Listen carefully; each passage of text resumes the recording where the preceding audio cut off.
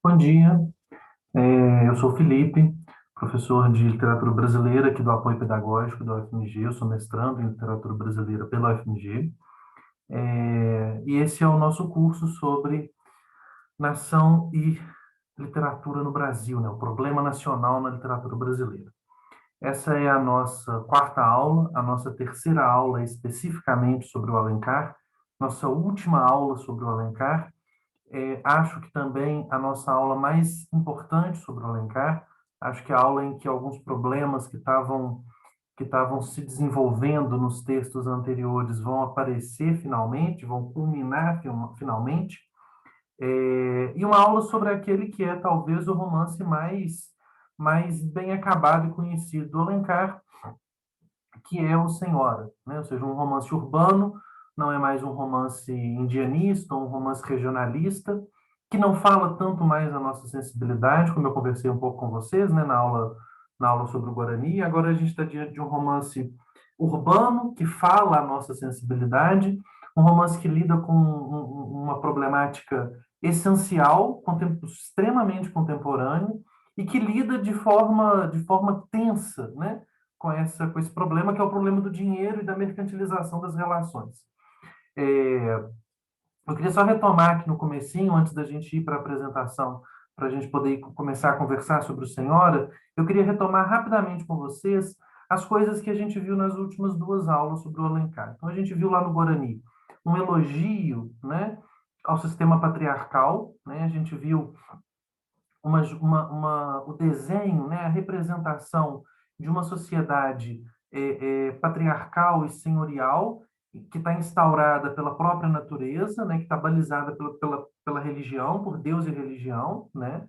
É, uma sociedade que, no caso do mundo brasileiro, é uma retomada do medievo, mas é uma retomada do medievo que, no nosso contexto, aponta para uma sociedade escravista, senhorial e patriarcal, né? Embora o tema da escravidão, propriamente, como ele aparece para Alencar e para os seus contemporâneos no século XIX, não apareça lá no Guarani. Depois a gente conversou sobre o teatro do Alencar, e lá o Alencar já está lidando de forma mais direta com o problema contemporâneo da escravidão, e a gente viu que o Alencar ele precisa fazer, vamos dizer assim, uma série de torneio, né? Ele precisa dar muitas voltas ali para ele chegar, vamos dizer assim, numa primeira resolução do problema, ou seja, numa tentativa de modernização, mas uma modernização que se concilie com o passado e que não disfarça o sistema senhorial, né? De que não disfarça o mundo patriarcal.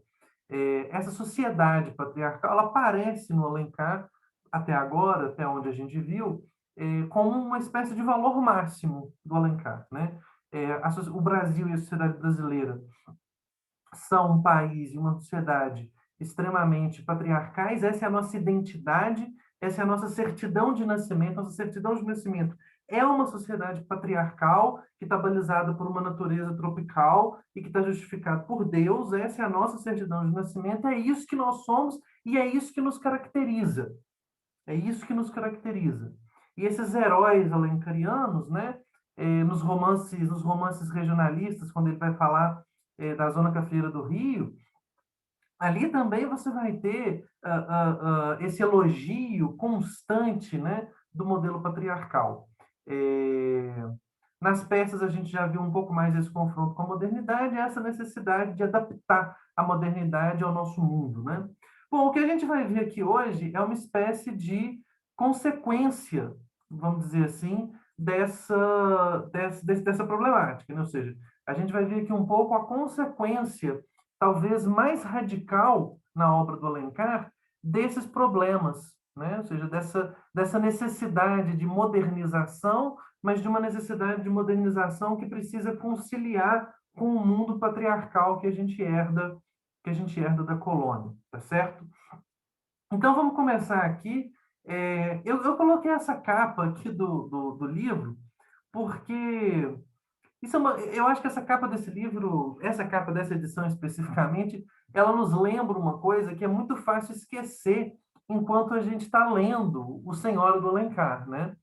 É que a gente está falando de adolescentes, né? É, a Aurélia e o Seixas, que são os dois heróis do romance, vamos dizer assim, são moleques de 20 anos, ou seja, a gente está falando de adolescentes, de gente que acabou de sair imediatamente da adolescência. A gente não está falando de pessoas, de pessoas maduras que estão lidando com problemas, não. A gente está falando de adolescentes, assim, de gente que está começando na brincadeira da vida. E eu acho que essa capa coloca muito isso em evidência, e isso é uma coisa que a gente tem que a gente tem que ter em mente e que vai reaparecer aqui ao longo da nossa discussão, significando muita coisa. Mas eu preciso que vocês tenham, assim, essa imagem aqui do Seixas e da Aurélia, eu acho que é uma imagem boa para a gente poder começar a conversa. Quer dizer que O Senhora é um romance sobre dois adolescentes ou pós-adolescentes, ou jovens adultos, vamos dizer assim, tá? Eu coloquei aqui só para a gente ter uma visão geral, né, da obra do Alencar, do romance alencariano, né? O Alencar produz, então, um romance histórico, que é o Guarani, Minas de Prata e Guerra dos Mascates. Ele produz também o romance indianista, que é o Birajara e Iracema. Ele faz também o romance regionalista, né, que é Tio, o Tronco do Ipê, o Gaúcho, o Sertanejo. E ele faz o romance urbano, né? Tem muito romance urbano no Alencar. Eu coloquei aqui só os três, talvez mais conhecidos, que são Diva, Lucila e Senhora, que é o nosso romance, que é um romance de 1874, já de um Alencar bem amadurecido, de um Alencar bem mais velho, ok? Só para vocês terem uma noção. Essa divisão aqui, na verdade, acho que eu já comentei com vocês na aula anterior, ela é feita pelo próprio Alencar. Assim, é o próprio Alencar que estabelece essa organização e divisão da própria obra quando ele está no final da vida. Né? Ele que coloca esses romances em categorias, vamos dizer assim. Tentando imitar um pouco o Balzac, né? Assim, ele está tentando imitar um pouco aquilo que o Balzac faz com a comédia humana.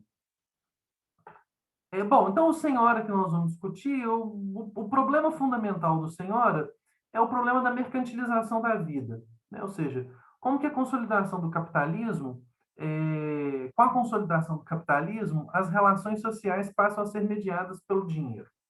Ou seja, numa sociedade moderna, numa sociedade burguesa, as relações entre as pessoas elas não são mais mediadas pelos seus vínculos familiares subjetivos, vamos dizer assim.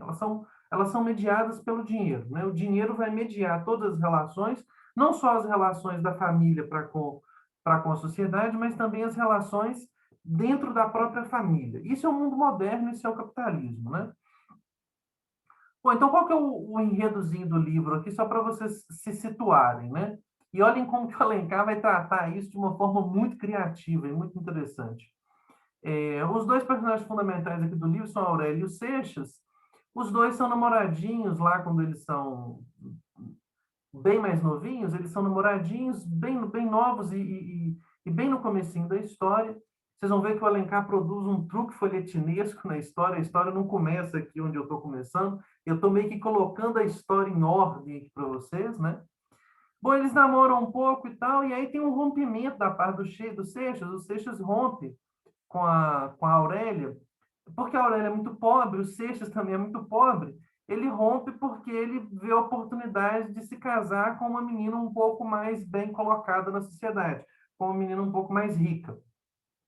Bom, depois que ele faz isso, depois que ele larga a Aurélia, um tempo depois a Aurélia ganha uma herança do avô. Ela descobre que o avô é um fazendeiro, que não sei o que, ela ganha uma herança, fica riquíssima, virou uma menina muito rica, e ela decide comprar o Seixas, então, para ser seu marido. Né? Ou seja, ela fica muito rica, a primeira coisa que ela tem que fazer numa sociedade patriarcal é se casar, e aí a primeira coisa que acontece é o quê? Ela decide comprar o marido, ela decide comprar o Seixas, né? É, E o Seixas, ele aceita, vamos dizer assim, o trato sem saber com quem ele vai se casar. A situação é esdrúxula, né? O tio dela propõe o casamento para ele, mas ele propõe o casamento sem que ele saiba quem é a noiva. Ele só vai descobrir quem é a noiva depois do casamento. Ele casa e depois é que ele descobre quem que é a noiva, né? Aí tem uma cena que eu vou ler com vocês, né, quando ele descobre essa conversa entre eles, porque a Aurélia fica chateadíssima porque ele rompeu com ela por causa de dinheiro, depois ele se vende, né? ele se vende para poder pegar o dote, porque ela tem dinheiro de dote. Bom, e aí se estabelece uma vida de casados em que o marido é literalmente a propriedade da mulher, em que ela é literalmente a sua senhora, né? Ela é dona dele, ela é dona dele, tá? Bom, aí o negócio se desenvolve, ele resgata, vamos dizer assim, o dinheiro que pegou do dote e tal, e o romance termina num final bem açucarado, na verdade, que é um pouco o mal da prosa alencariana, né? Porque é tudo um romance que, se fosse levado às últimas consequências, e a gente vai entender um pouco por que que ele não é levado, mas é um romance que, se fosse levado às últimas consequências, é um romance que se tivesse uma tensão, se fosse levado a uma tensão mais alta, terminaria numa tragédia, vamos falar a verdade. Mas o Alencar não, o Alencar resolve fazer um romance para moças e terminar com um final bem açucarado, que é a devolução do dinheiro para dos sejos e a prevalência do sentimento sobre a mercantilização. Ou seja, eles se reaproximam e passam a viver uma vida maravilhosa juntos, né? O nome das partes do livro são muito interessantes. O livro é dividido em 4 partes e os nomes são o preço, quitação, posse e resgate. Ou seja, o Alencar coloca o problema da mercantilização das relações já no nome das partes do livro, né? E aqui a gente tem essa velha oposição alencariana entre modernidade capitalista e moral, né? Que é, na verdade, uma oposição entre modernidade capitalista e modelo patriarcal, né? E os valores de uma sociedade patriarcal, que o Alencar, no fim das contas, está só imaginando a cabeça dele, né? Que no plano da realidade, o mundo patriarcal não encarna de forma alguma esses valores. Veja, essa aqui é um pouco a dicotomia que a gente tem lá no Guarani, por exemplo, entre a figura do Dom Antônio de Maris e o Loredano, né? Ou seja, o Loredano é um italiano, ele é um europeu também que vem ao Brasil, mas ele se transmuta, né, da atividade religiosa para a ganância e para a pecaminosidade, para o desejo da carne, né, para o desejo de enriquecimento. O primeiro elemento que faz com que o Loredano se transforme naquele sujeito maligno que ele é ao longo do romance é o seu desejo de enriquecimento, é o seu desejo de encontrar as minas de prata, o seu desejo de se enriquecer. Então, o Alencar, a gente viu lá também, por exemplo, o desejo do escravo, do Pedro, lá no Demônio Familiar, é o enriquecimento, né? Ou seja, ele quer que os senhores casem, fiquem ricos para que ele possa ter uma vida melhor. E o Alencar o pinta como o grande vilão, ele é o demônio familiar, ele é o demônio no interior da família brasileira.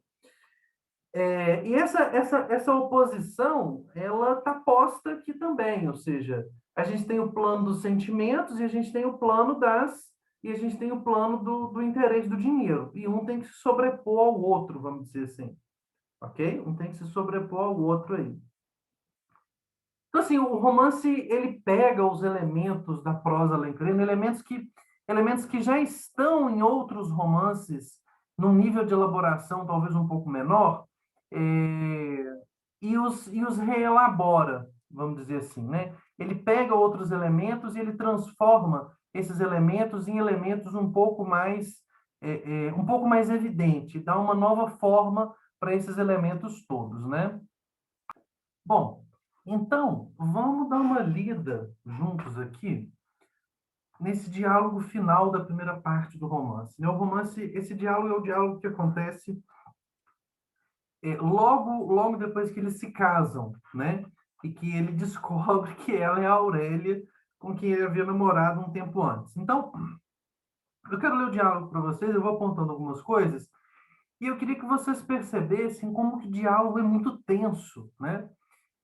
Como deveria ser. E como que existe aqui um aprendizado muito grande da parte do Alencar da experiência teatral, né? Ou seja, se você pega o Guarani, por exemplo, se você pega os romances iniciais, o Alencar não tem um diálogo tão contundente, com um nível de tensão tão grande quanto nesse diálogo. Isso aqui é um aprendizado do teatro, né?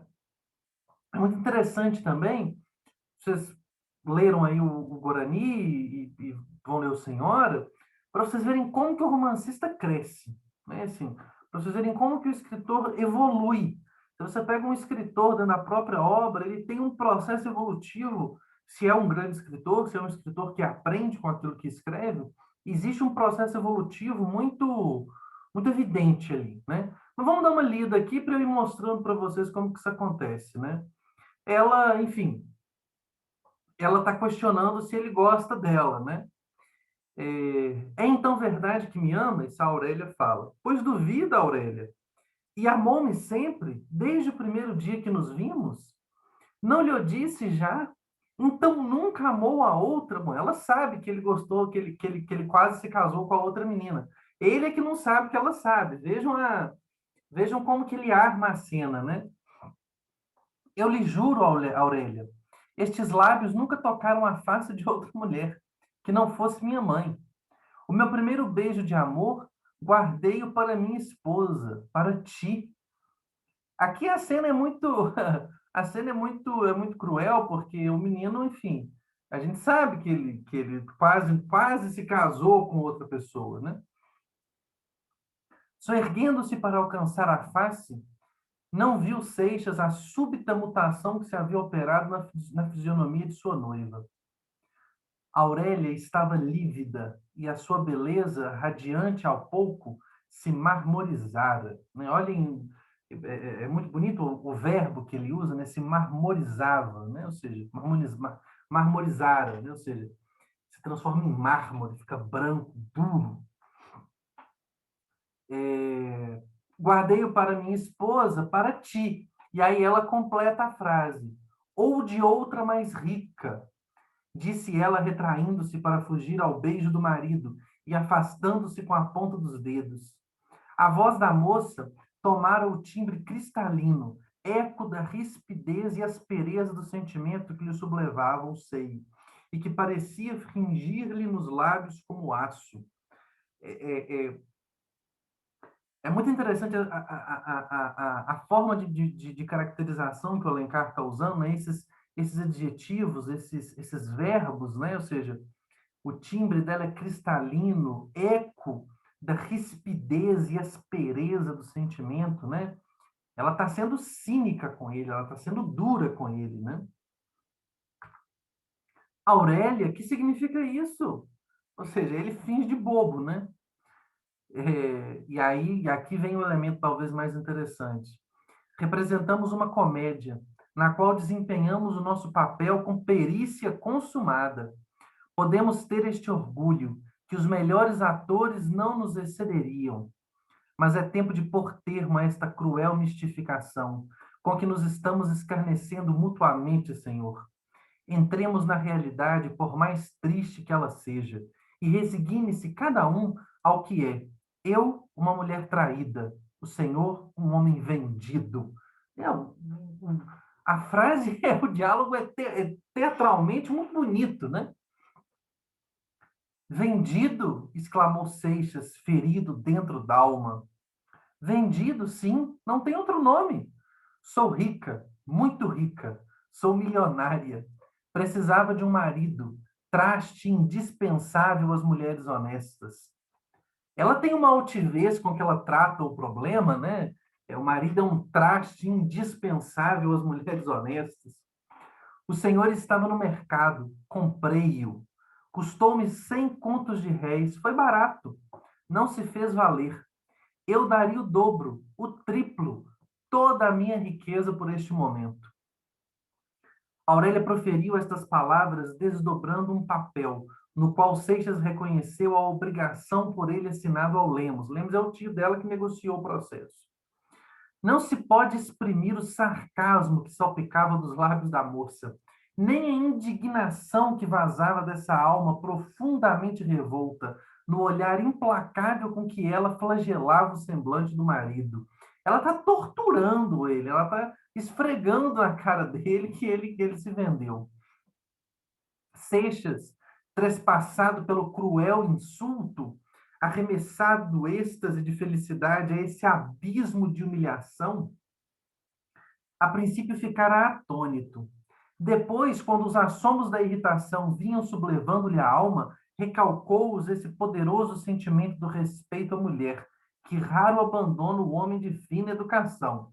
Veja que o Seixas ainda é um homem de fina educação. Penetrado da impossibilidade de retribuir o ultraje à senhora a quem havia amado, escutava imóvel, cogitando no que lhe cumpria fazer, se matá-la a ela, matar-se a si ou matar a ambos. Aqui o melodrama do negócio é uma coisa incrível, né? Mas o diálogo é muito rico, é muito dramático. E aí termina assim, né? Aurélia, como se lhe adivinhasse o pensamento, esteve por algum tempo afrontando-o com inexorável desprezo. Agora, meu marido, se quer saber a razão por que eu comprei de preferência a qualquer outro, vou dizê-la. E peço-lhe que não me interrompa. Deixe-me vazar o que tenho dentro desta alma e que há 1 ano a está amargurando e consumindo. A moça apontou a Seixas numa cadeira próxima. Sente-se, meu marido. Com que tom acerbo e excruciante lançou esta frase meu marido, que nos seus lábios ríspidos acerava-se como um dardo ervado de cáustica ironia, né? Meu marido. Não no sentido carinhoso do meu marido, mas no sentido de você é minha propriedade, né? Seixas sentou-se. Dominava-o a estranha fascinação dessa mulher e ainda mais a situação incrível a que fora arrastado. Bom, aqui termina a primeira parte do romance, né? Ou seja, com ela mandando ele sentar para ele explicar por que que ela resolveu, na verdade, comprar aos Seixas e não a qualquer outro, porque ela escolhe especificamente os Seixas, né? No momento em que ele já não é mais alguém do seu convívio. Bom, e aqui, gente, vem o truque folhetinesco do Alencar. Ou seja, ele escreve aqui, né, nessa edição que eu estou citando, que é a edição da Companhia das Letras, a gente está lá na página 113, 116, e aí ele corta esse diálogo cujo término a gente não sabe, ou seja, a gente não sabe ainda exatamente por que ela decide esse cara, ou seja, a gente não sabe ainda, como eu disse para vocês, que eles tiveram um caso antes, parará, parará, a gente não sabe disso ainda. Ele contou só a parte do planejamento do casamento e tal, da compra do casamento e tal. A gente ainda não sabe da história toda que está por trás, de por que isso aqui acontece. E a gente está louco querendo saber qual é o término disso, porque a cena para num momento muito dramático, ou seja, a cena para no momento em que ele está cogitando, em que ele não sabe se ele vai matar a esposa, se ele vai se matar ou se ele vai matar os dois. Ou seja, quando ela fala para ele sentar, ele está falando, ele está pensando em se matar ela, matar os dois. Tá certo? É um diálogo que termina num ponto dramático. O Alencar corta esse negócio e volta na história, volta no enredo, e fica a segunda parte inteira nos contando como que chegou até aquele momento. Fica a segunda parte toda nos contando isso, né? Para mostrar como que aquele conflito foi construído. Aqui é o folhetim, aqui é o grande construtor de narrativa, né? Aqui é o cara que te prende até o final do livro, que é esse Alencar, que é esse escritor que prende o leitor até o final, porque ele conhece essa técnica do folhetim, né? Bom, e aí no último capítulo da segunda parte, ou seja, ele conta tudo de novo,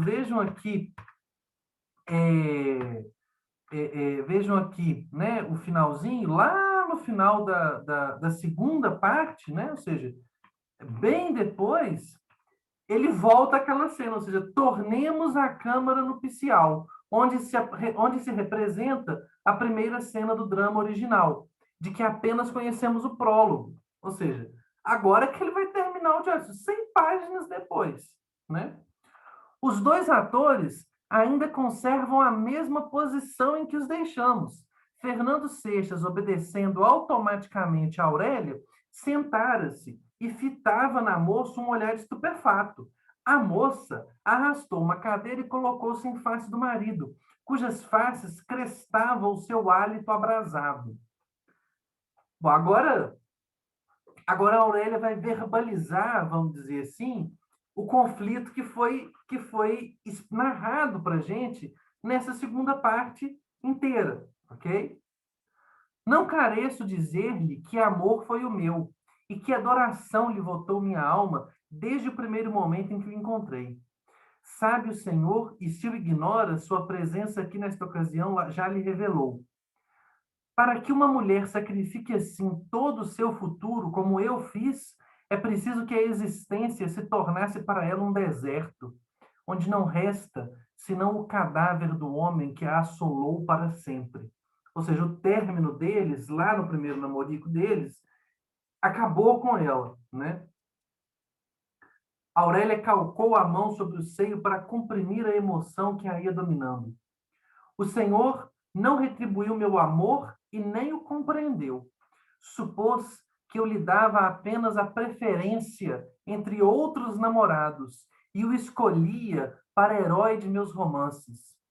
Até aparecer algum casamento que o Senhor, moço honesto, estimaria para colher à sombra o fruto das suas flores poéticas. Bem vê que eu o distingo dos outros, que ofereciam brutalmente, mas com franqueza e sem rebuço, a perdição e a vergonha. Vejam como que, né, os valores desse mundo do século XIX estão postos aqui, né? Seixas abaixou a cabeça. A cena ela é dramaticamente incrível, né, gente? O cara tá com a cabeça abaixada, escutando a mulher descascar ele. Conheci que não amava-me como eu desejava e merecia ser amada. Mas não era sua a culpa, e só minha, que não soube inspirar-lhe paixão, a paixão que eu sentia. Mais tarde, o Senhor retribuiu-me essa mesma afeição com que me consolava e transportou-a para outra, em que não podia encontrar o que lhe dera, um coração virgem e cheio de paixão com que o adorava. Entretanto, ainda tive forças para perdoar-lhe e amá-lo. A moça agitou então a fronte com uma vibração altiva. Mas o Senhor não me abandonou pelo amor de Adelaide. Adelaide é a moça com quem ele quase se casou, né? E sim por seu dote, um mesquinho dote de 30 contos.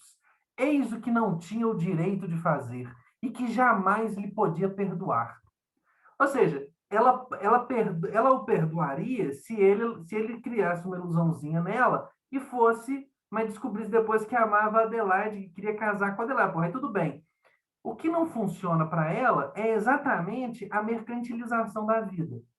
O que não desce na garganta dela, nesse primeiro momento, é a mercantilização da vida. E por isso que ela responde, vamos dizer assim, com essa violenta mercantilização do próprio Seixas.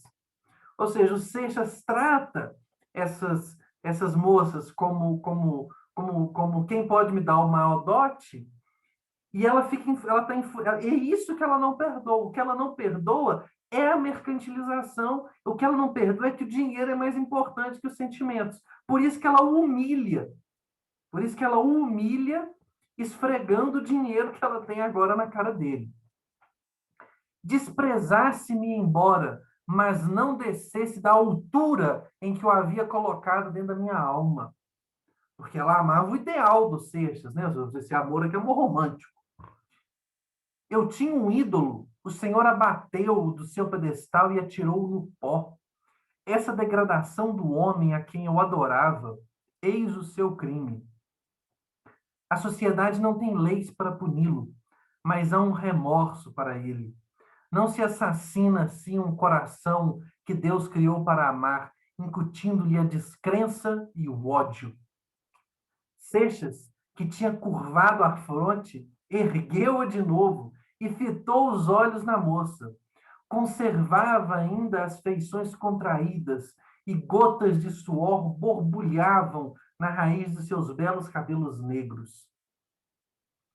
A riqueza que Deus me concedeu chegou tarde. nem ao menos permitiu-me o prazer da ilusão que têm as mulheres enganadas. Quando a recebi, já conhecia o mundo e suas misérias. Já sabia que a moça rica é um arranjo e não uma esposa.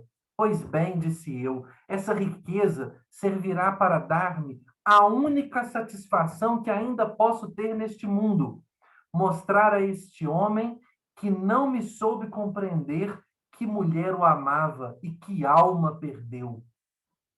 Entretanto, ainda eu afagava uma esperança. Se ele recusa nobremente a proposta aviltante, eu irei lançar-me a seus pés. Suplicar-lhe-ei que aceite a minha riqueza, que a dissipe se quiser. Consinta-me que eu o ame. Essa única consolação o Senhor a arrebatou. Ou seja, a única esperança que ela tinha é que na hora que alguém fizesse aquela proposta louca de casar com alguém que ele não conhece, por causa do dote, que ele recusasse aquele negócio. Porque é isso que você faz com uma proposta dessa é feita, você recusa, né? Mas ele não, ou seja, ele está literalmente, ele é uma pessoa literalmente todo imbuído desse processo de mercantilização, né? Ele tira dela até essa esperança de que o mundo não seja esse lugar em que só o dinheiro vale, em que todas as pessoas são mercadorias. Que me restava? Outrora, atava-se o cadáver ao homicida para expiação da culpa. O Senhor matou-me o coração. Era justo que o prendesse ao despojo de sua vítima. Mas não desespere. O suplício não pode ser longo. Este constante martírio a que estamos condenados acabará por extinguir-me o último alento. O Senhor ficará livre e rico. Ou seja, ela vai morrer a qualquer momento, né, de desgosto por causa dessa desgraça toda. Proferidas as últimas palavras com um acento de indefinível irrisão, a moça tirou o papel que trazia passado à cinta e abriu-o diante dos olhos de Seixas. Era um cheque de 80 contos sobre o Banco do Brasil. É tempo de concluir o mercado. Dos 100 contos de réis em que o senhor avaliou-se, já recebeu 20. Aqui tem os 80 que faltavam. Estamos quites, e posso chamá-lo meu marido, pois é este o nome da convenção. Ou seja, quando você acha que o diálogo não fica mais tenso, ela tira dinheiro e dá o dinheiro para ele, né? A moça estendeu o papel que sua mão crispada amarrotava convulsamente. Seixas permaneceu imóvel como uma estátua. Apenas duas plicas profundas sulcaram-lhe as faces, desde o canto dos olhos até a comissura dos lábios. Afinal, o papel escapou-se dos dedos trêmulos da moça e caiu sobre o tapete aos pés de Fernando. Seguiu-se um momento de silêncio ou antes de estupor. Aurélia irritava-se contra a invencível mudez de Seixas e talvez a atribuía a uma cínica insensibilidade moral. Pensava exacerbar os nobres estímulos de um homem ainda capaz de reabilitar-se da fragilidade a que fora arrastado, e achava um indivíduo tão embotado já em seu pudor que não se revoltava contra a maior das humilhações. Ou seja, ele não consegue nem reagir. Ele é tão bobo, tão panguá, que ele nem reage. Agora podemos continuar a nossa comédia para divertir-nos. É melhor do que estarmos aqui mudos em face um do outro. Tome a sua posição, meu marido. Ajoelhe-se aqui a meus pés e venha dar-me o seu primeiro beijo de amor. Porque o Senhor ama-me, não é verdade? E nunca amou outra mulher senão a mim. Aqui ele volta àquela pergunta com que a gente começou o diálogo, ou seja, ela começa o negócio perguntando: você só amou a mim, você não amou a mais ninguém? Né? Vejam como que ela é irônica, né? E como que ela é ao mesmo tempo irônica e muito frágil, né? Ela está muito fragilizada. Ela o humilha, ela é muito forte no diálogo, ela é muito incisiva, mas ela também está muito fragilizada, ela está muito desiludida, né? E essa ironia no fim, toda uma... Aliás, um trecho do livro inteiro é uma resposta a essa desilusão inicial dela, né? Seixas ergueu-se. Sua voz, afinal, desprendeu-se dos lábios, calma, porém fremente. Não, não a amo. Ah, é verdade que a amei, mas a senhora acaba de esmagar a seus pés esse amor. Aí fica ele para sempre sepultado na abjeção a que o arremessou. Eu só a amaria agora se a quisesse insultar. Pois que maior afronta pode fazer a uma senhora ou um miserável do que marcando-a com o estigma de sua paixão? Mas fique tranquila. Ainda quando me dominasse a cólera, que não sinto, há uma vingança que não teria forças para exercer. É essa de amá-la. Ou seja, ele entende aqui que amá-la, nesse ponto em que o negócio está, é um despropósito, né? E não amá-la é uma forma, vamos dizer assim, de respeitar a raiva dela. Aurélia ergueu-se impetuosamente. Então enganei-me? Exclamou a moça com estranho arrebatamento. O senhor ama-me sinceramente e não se casou comigo por interesse? Seixas demorou um instante o olhar no semblante da moça, que estava suspensa de seus lábios para beber-lhe as palavras. Não, senhora, não enganou-se. Disse afinal com o mesmo tom frio e inflexível. Vendi-me, pertenço-lhe. A senhora teve o mau gosto de comprar um marido aviltado. Aqui o tem como o desejou. Podia ter feito de um caráter, talvez gasto pela educação, um homem de bem, que se enobrecesse com a sua afeição. Preferiu um escravo branco. Estava em seu direito. Pagava com seu dinheiro e pagava generosamente. Esse escravo aqui o tem. É seu marido, porém nada mais do que seu marido. Aqui, aqui o Alencar deixa passar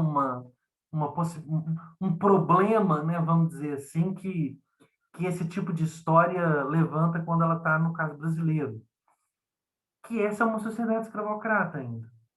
E essa é uma sociedade em que as pessoas umas compram as outras, né? É...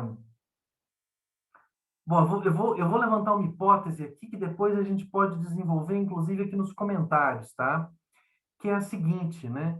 Ou seja, o romance burguês, ele trata lá na Europa, ele trata a mercantilização das relações interpessoais como um problema do mundo moderno. Ele trata como um problema do mundo moderno. E aí é muito interessante porque quando sai, vamos dizer assim, da franja do que está acontecendo aqui, né? Essa possibilidade da gente pensar que essa relação entre os dois é uma espécie de grande metáfora, que também é uma grande metáfora da escravidão e do sistema escravista, porque isso aqui está sendo dito no interior de uma sociedade escravocrata, ou seja, a compra aqui, né, é esse escravo branco, ela comprou um escravo branco, ela comprou um escravo para representar determinada posição, né? Ou seja, é como se a escravidão no Brasil já colocasse desde sempre os problemas que surgem na Europa com a mercantilização e com o desenvolvimento do capitalismo. Ou seja, é como se o Brasil fosse uma espécie de vanguarda da barbárie.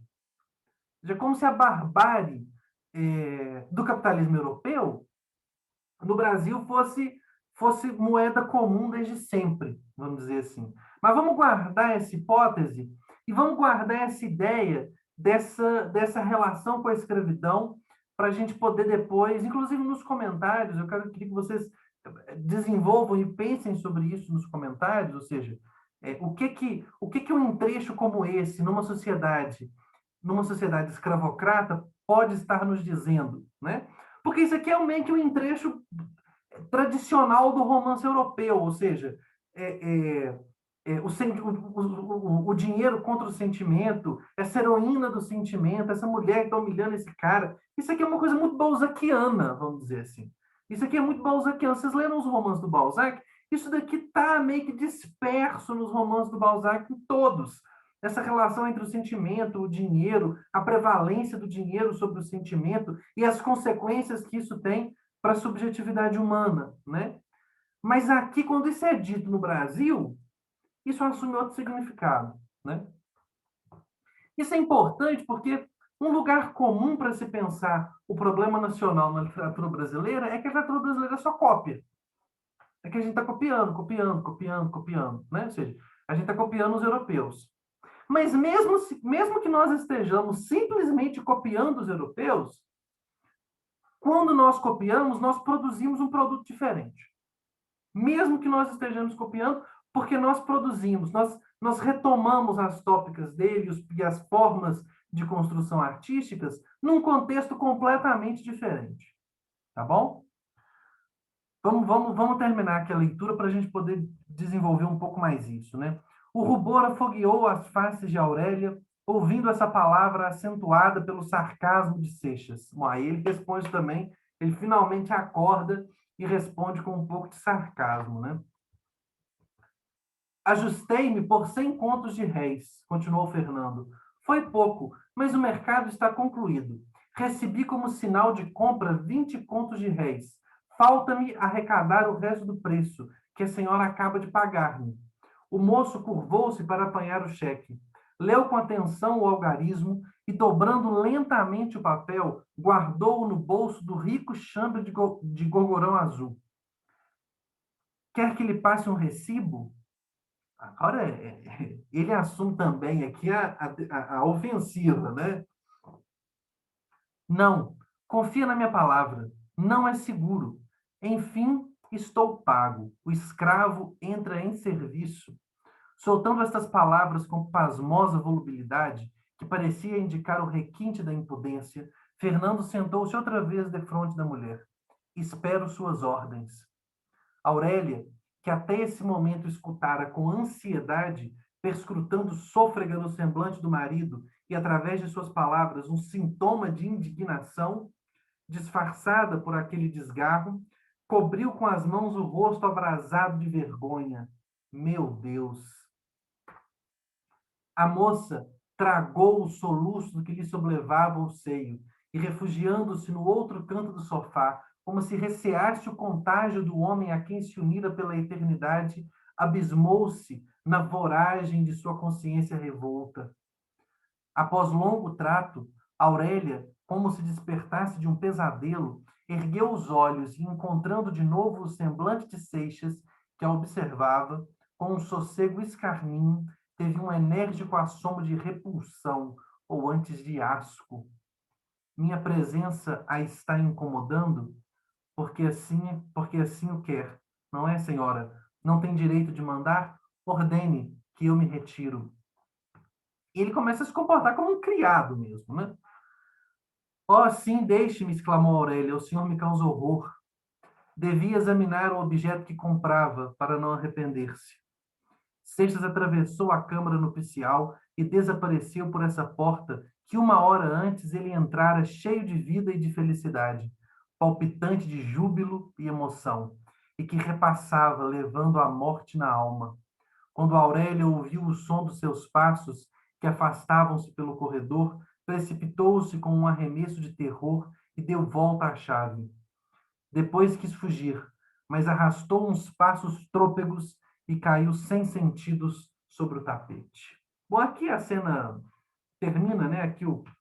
Termina o diálogo, esse diálogo maravilhoso, né, do Alencar. Deu para vocês verem aqui, né? A adjetivação romântica ainda está aqui. Os parágrafos curtos, né? A gente conversou sobre isso lá no Guarani. O Guarani é um romance supostamente revolucionário do ponto de vista linguístico, porque o Alencar escreve meio abrasileirado, vamos dizer assim. Aqui ele continua um pouco essa tendência, né? Esses parágrafos curtos e esse diálogo, né? Esse diálogo que não existe na obra alencariana antes do teatro, ou seja, isso daqui é um resultado do teatro, né? Ou seja, Esse grau de tensão e de dramaticidade é um aprendizado do teatro. Bom, o que a gente vai ver agora é como que a crítica leu isso daqui, porque eu acho que essas questões que eu estava conversando com vocês, que é essa possibilidade do Brasil ser uma espécie de vanguarda do atraso, essa possibilidade da gente pensar, por exemplo, essas relações de cópia e de, e de aclimatação do romance, né? É, a crítica vai nos ajudar um pouco a compreender isso aqui no romance. Bom, então vamos para a leitura dessa crítica e a gente vai começar exatamente pelo Antônio Cândido. O Antônio Cândido é meio que um lugar comum aqui para a gente, né? Bom, esse trechinho aqui que eu vou ler para vocês ainda é do Formação, né? Ainda é o mesmo capítulo que eu comentei na aula passada sobre o Guarani, é o mesmo capítulo, os três elencares, chama o capítulo, se não me engano. E aí o Cândido fala assim para a gente, né? Outro fator dinâmico na obra de Alencar é a desarmonia, o contraste de uma situação, de uma pessoa ou de um sentimento normal, e tido por isso como bom, com uma situação, pessoa ou sentimento discordante. Sob a forma mais elementar, é o choque do bem e do mal, que, enfim, né? Que a gente está vendo aqui nesse diálogo entre sentimento e dinheiro, que a gente viu lá nas peças entre sentimento e dinheiro, que a gente viu lá no Guarani, né, entre o Peri, que é o bom selvagem, e o Osé Morésio, o Loredano, e a sociedade patriarcal, que é boa, para. Ou seja, esse é um dos elementos dinâmicos da obra do Alencar, que é essa desarmonia, esse contraste do bem e do mal, né? Mas veja, aqui o Cândido é muito interessante porque é sobre a forma mais elementar, ou seja, não é só sobre essa forma. Assim, sob vários aspectos, uns convencionais, outros mais raros, uns aparentes, outros virtuais, sentimos em Alencar a percepção complexa do mal, do anormal ou do recalque, como obstáculo à perfeição e como elemento permanente na conduta humana. É uma manifestação da dialética do bem e do mal que percorre a ficção romântica, inclusive a nossa. Ou seja, essa oposição de bem e mal é uma coisa que está na ficção romântica de forma geral e que chega no Brasil. No mesmo característico, Manuel Antônio de Almeida, vimos que não existe essa oposição entre o bem e o mal. Em Bernardo, ela se situa sob a influência, ela se atenua sob a influência de um otimismo natural e sadio. Em Teixeira de Souza e em Macedo, aparece como luta convencional dos contrários, para atingir em Alencar a um refinamento que pressagia Machado de Assis. Veja, espero que esteja muito claro para vocês aqui que esses personagens aqui que a gente está vendo são personagens complexos, né? Assim, e o Alencar, pelo que vocês viram aqui nesse diálogo, o Alencar constrói esses personagens de forma extremamente complexa, do ponto de vista da sua psicologia, né? Ou seja, a violência da Aurélia, a sua ironia, o seu sarcasmo, na verdade revelam suas fraquezas, revelam as suas inseguranças, revelam a sua desilusão, né? Assim como a humilhação do Seixas se transforma em agressão, ou seja, os personagens são psicologicamente muito bem construídos, assim, são muito bem construídos, né? Talvez não no geral, mas em cenas específicas, pelo menos, né? Ou seja, esse elemento do bem e do mal, ele atinge um refinamento aqui no Alencar que é muito evidente, né? Por isso, sua galeria de personagens, é vária e ampla. Afrontando o possível ridículo, poderíamos dividi-lo em três categorias, ou seja, os personagens do Alencar poderiam ser divididos em três tipos. Os inteiriços, os rotativos e os simultâneos, né? Inteiriços é quem? Dom de Maris, Loredano, Peri, né? Sempre os mesmos, no bem e no mal, inteiramente fixados de uma vez por todas pelo autor. São os que predominam em sua obra, ou seja, esses personagens que são bonecos, como eu falei para vocês lá quando a gente estava conversando sobre esses personagens exteriores do Guarani, né? Os personagens não têm psicologia, são puramente imagens, são pura exterioridade, né? É, Em seguida, vem os rotativos, ou seja, os que passam do bem para o mal, ou do mal para o bem. Os simultâneos são aqueles em que o bem e o mal perdem praticamente a conotação simples e com que aparecem nos demais, cedendo lugar à humaníssima complexidade com que agem, ou seja, uma zona cinzenta. E aqui o Cândido coloca exatamente a Aurélia e o Fernando, né? Ou seja, e o Seixas. Ou seja, nesses personagens, o bem e o mal agem de forma simultânea, eles são bons e maus ao mesmo tempo, né? É, o protesto da Aurélia contra a mercantilização da vida, né? E a forma como ela faz, o bem e o mal tão imiscuídos, estão juntos, estão misturados na forma como tudo isso aqui acontece, né? É, Isso não quer dizer apenas que Alencar foi melhor romancista ao criá-los, ou seja, isso não quer dizer que o Alencar é melhor quando ele cria os simultâneos do que quando ele cria os interícios ou os rotativos. Porque lembram lá, o Antônio Cândido é o cara que defende, por exemplo, o Peri. O Antônio Cândido é o cara que pergunta, é o cara que fala, ora, mas quem que vai perguntar para o Peri sobre seus sentimentos, sua vida interior, sobre sua psicologia? Isso não faz sentido para aquele personagem. Pois a simplificação dos demais corresponde a outro tipo de ficção, mas que foi capaz de fazer literatura de boa qualidade, tanto dentro do esquematismo psicológico quanto do senso de realidade humana. E aqui vem uma das frases mais famosas, eu acho, do Cândido, né? Por estender-se da poesia ao realismo cotidiano, ou seja, por sair do Peri e vir baixar no Seixas se vendendo aqui por 100 contos de réis, e da visão heróica à observação da sociedade, ou seja, de uma visão heróica do mundo, até essa observação comezinha de como que a sociedade funciona, né? A sua obra tem a amplitude que tem, fazendo dele o nosso pequeno Balzac, ok? Eu trouxe isso daqui, eu queria que vocês guardassem a ideia dessa desarmonia, vamos dizer assim, que perpassa a obra do Alencar, esse desnível que tem na obra do Alencar, né? Por quê? Porque o Roberto Schwartz, que é outro crítico fundamental, é, vai escrever um capítulo desse livro seu aqui, Ao Vencedor das Batatas, sobre o Senhora do Alencar. E ele vai chamar a atenção exatamente para um desnível, tá? Eu queria só antes fazer aqui uma pequena contextualização do Schwartz, né?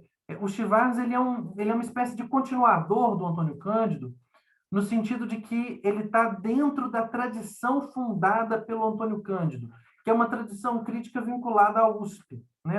É uma tradição uspiana, vamos dizer assim, que é uma tradição preocupada com os problemas sociais, que é uma tradição que pensa literatura e sociedade de forma mais intensificada e tal.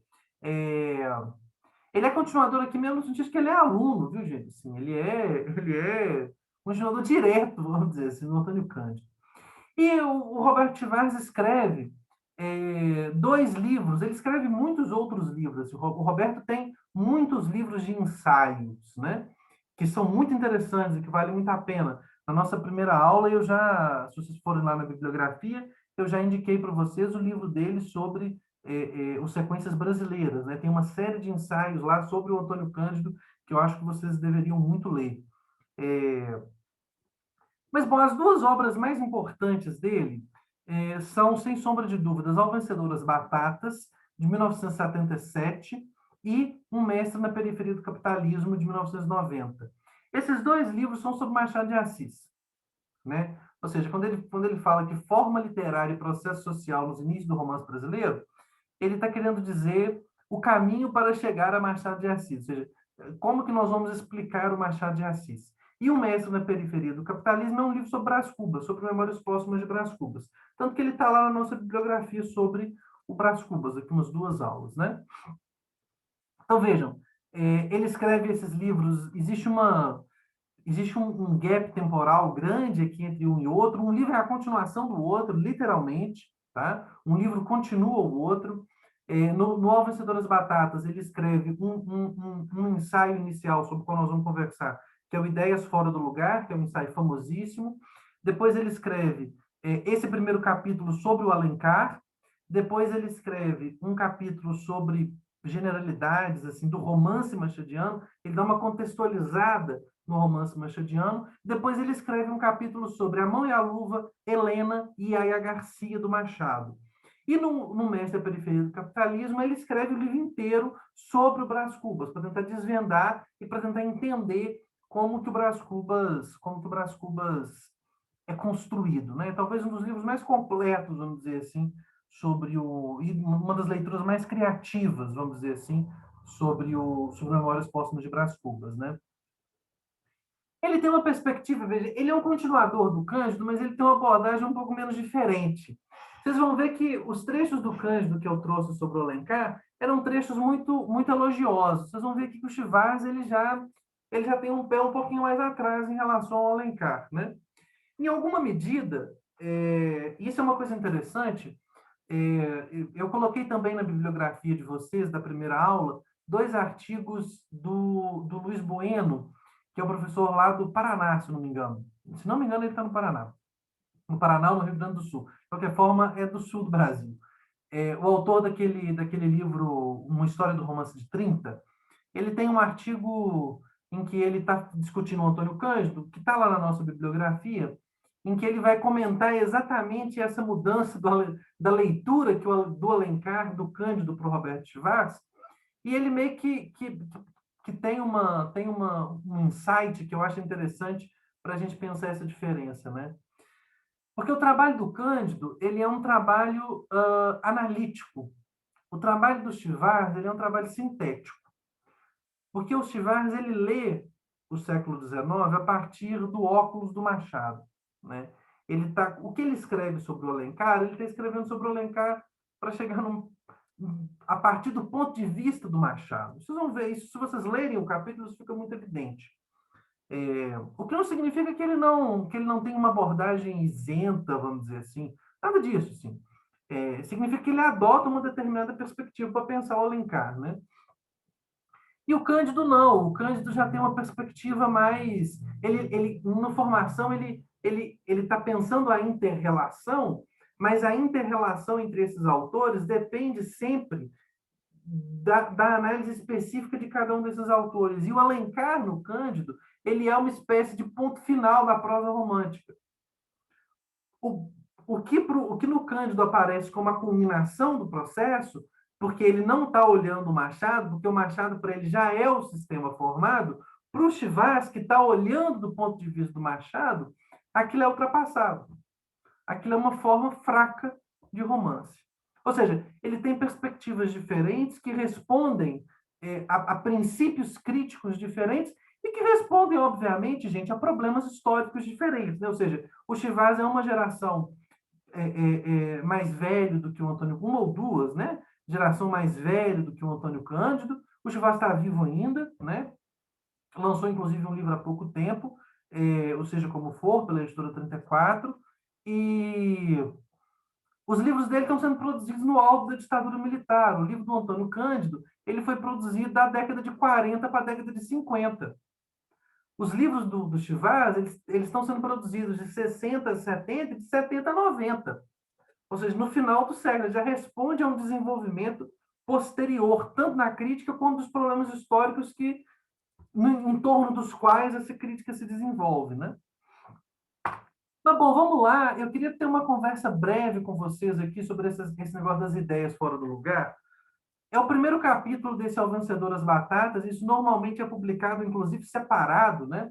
Porque, enfim, é um ensaio muito criativo que tem um sentido de ser próprio, inclusive, né? Bom, a primeira coisa que eu acho que a gente teria que conversar aqui é o seguinte: quando a gente fala das ideias fora do lugar, existe um pressuposto aqui, que é o fato de que as ideias têm um lugar. Ou seja, qual que é o lugar das ideias, né?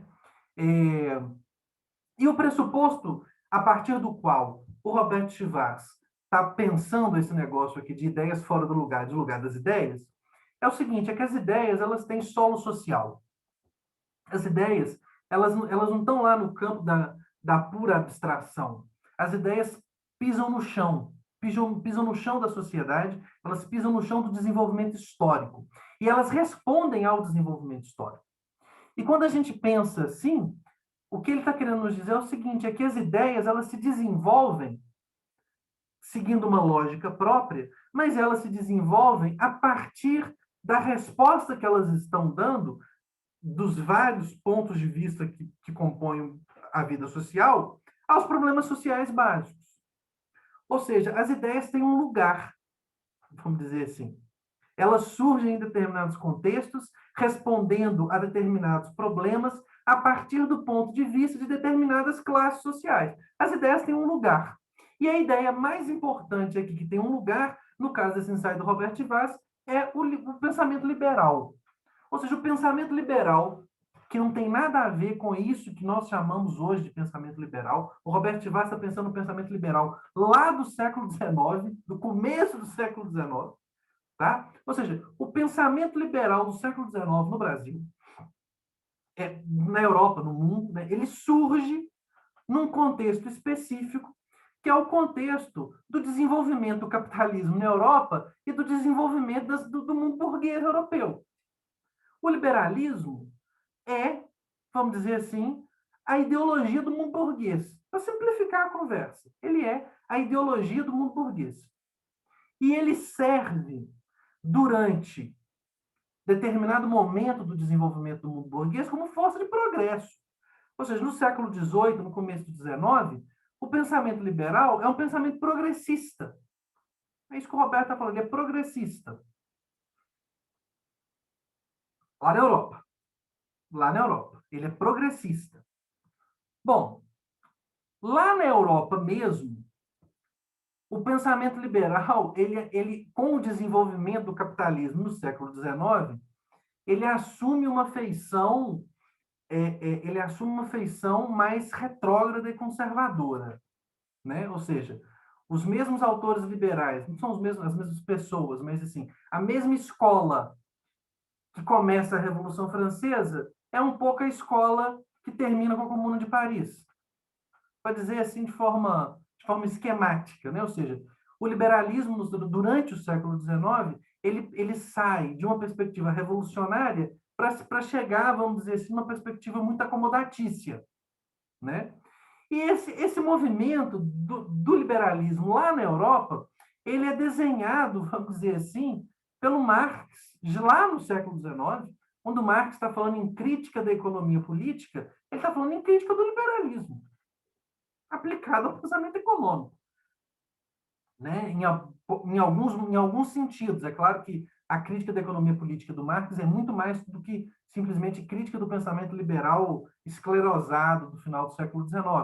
Mas, num sentido amplo também, o pensamento do Marx é uma grande crítica ao pensamento liberal clássico, ele surge do pensamento liberal clássico, ele quer expandir o pensamento liberal clássico e ele quer criticar de forma contumaz a degeneração, vamos dizer assim, a que esse pensamento liberal se conduz ao longo do século XIX. E isso é retomado depois pelo Lukács, que a gente já conheceu lá da primeira aula, em vários ensaios, mas num ensaio magistral que é Marx e a decadência do mundo burguês, em que ele vai mostrando como que o Marx está denunciando, vamos dizer assim, esse problema da decadência do mundo burguês, esse problema do liberalismo, como que o liberalismo se transforma de um pensamento revolucionário, do pensamento burguês por excelência e revolucionário, no pensamento retrógrado do final do século XIX, né? Bom, aqui que vem um negócio interessante, que é o seguinte, o negócio do Robert Vaz é o seguinte, é que esse negócio de liberalismo chega no Brasil e o século XIX inteiro no Brasil está cheio desse negócio de liberalismo, ou seja, o século XIX inteiro no Brasil é cheio dessa retórica liberal, só que essa retórica liberal no Brasil não corresponde a nenhum solo histórico. É por isso que as ideias, segundo Robert Vaz, estão fora do lugar. porque elas não encontram no Brasil o seu solo histórico. Elas não encontrariam no Brasil uma sociedade que pelo menos se parecesse com aquilo que elas estão pensando e que elas estão desenvolvendo ideologicamente. Ou seja, é um tipo de ideologia que não corresponde ao solo social ao qual ele está tentando se referir. Tá certo? Ou seja, essa é a grande especificidade, vamos dizer assim, desse pensamento liberal no contexto brasileiro. É que se lá na Europa esse trem, já no meio do século XIX para o final, já havia um negócio meio esclerosado, um negócio meio desatual, no Brasil, desde o começo, isso já não tem lugar de ser nenhum.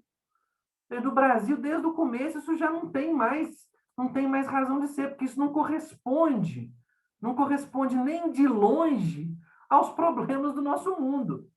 Os problemas do nosso mundo, né? Esse capítulo do Roberto de Vargas, ele surge, vamos dizer assim, dos dois últimos capítulos ali do Raiz do Brasil, do Sérgio Buarque de Holanda, né? Quando ele está discutindo o homem cordial versus a modernização, né? O que é o homem cordial?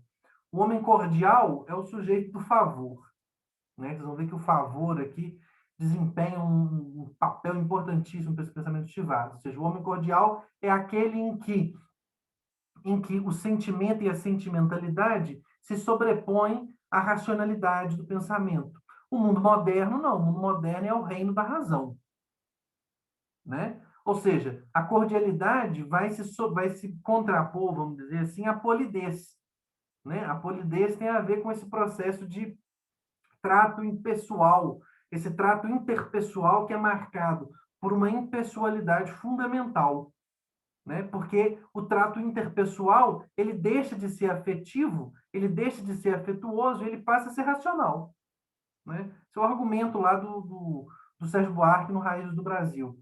O que o Roberto de Vaz está falando, de algum sentido, é o seguinte, é que a gente tem uma doutrina do mundo moderno, ou seja, uma vida ideológica que está se espelhando lá na Europa, no mundo moderno europeu, mas que corresponde a uma sociedade da cordialidade, né? Ou seja, o ponto de partida aqui é o seguinte, é que a escravidão e o favor,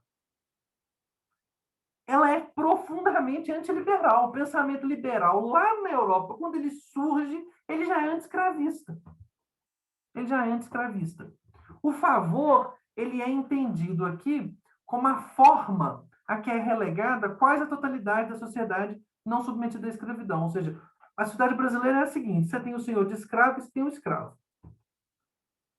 No meio, essa galera que está no meio não tem lugar social. Portanto, essa galera que está no meio, ela tem que se associar aos senhores, aos proprietários, na forma de agregados. De forma que todas as pessoas não escravas, elas estão, vamos dizer assim, meio que no...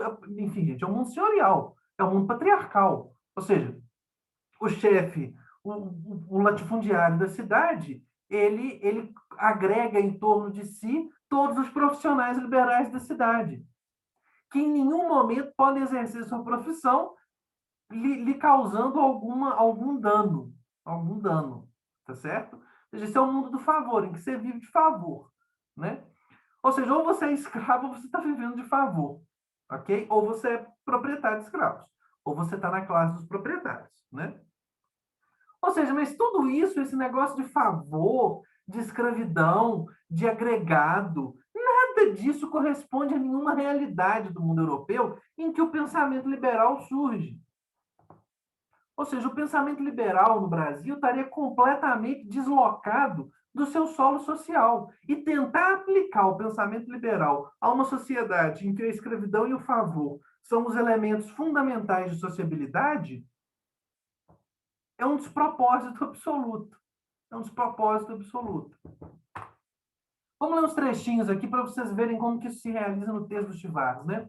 Ou seja, o favor, ele escreveu no favor. O favor é a nossa mediação quase universal E sendo mais simpático do que o nexo escravista, a outra relação que a colônia nos legara, é compreensível que os escritores tenham baseado nele a sua interpretação do Brasil, involuntariamente disfarçando a violência que sempre reinou na esfera da produção.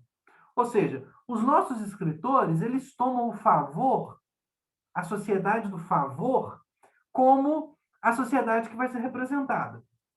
E ele é um nexo quase universal. Mas eles tomam o favor como esse elemento um pouco como uma forma de disfarçar a violência que reina no modo de produção, ou seja, a escravidão. A produção da vida social no Brasil é marcada pela violência absoluta da escravidão. O escravismo desmente as ideias liberais, mais insidiosamente o favor, tão incompatível com elas quanto o primeiro, as absorve e desloca, originando um padrão particular. E aqui que está o elemento, né? Ou seja, a escravidão desmente completamente o favor, o pensamento liberal. Ou seja, não existe, não tem condição de você ser um liberal num país escravocrata. E o favor, o mundo do favor, essa sociedade mediada pelo favor, que é o mundo urbano, vamos dizer assim, ele faz o quê? Né? Ele absorve as ideias liberais, só que ele desloca e ele origina um novo padrão. E aqui é que está o elemento, né? Ou seja, aqui está essa originalidade, das ideias fora do lugar. Né? Se insistimos no viés que escravismo e favor introduziram nas ideias do tempo, não foi para as descartar. Ou seja, não é que dizendo isso, dizendo que o pensamento liberal no século XIX no Brasil não tem razão de ser, a gente não vai dizer isso simplesmente para falar essas ideias aqui não tem nada a ver com nada. Não, a gente vai fazer isso para descrevê-las enquanto enviesadas, fora do centro, fora de centro, em relação a exigência que elas mesmas propunham, irreconhecivelmente nossas, nessa mesma qualidade. Isso aqui é interessantíssimo, né? Ou seja, eu não estou falando isso, a gente não está falando que essas ideias estão fora do lugar e que elas não correspondem ao mundo brasileiro para jogá-las fora, mas para a gente conseguir descrevê-las como ideias que estão tortas, que elas são enviesadas, elas são fora do centro.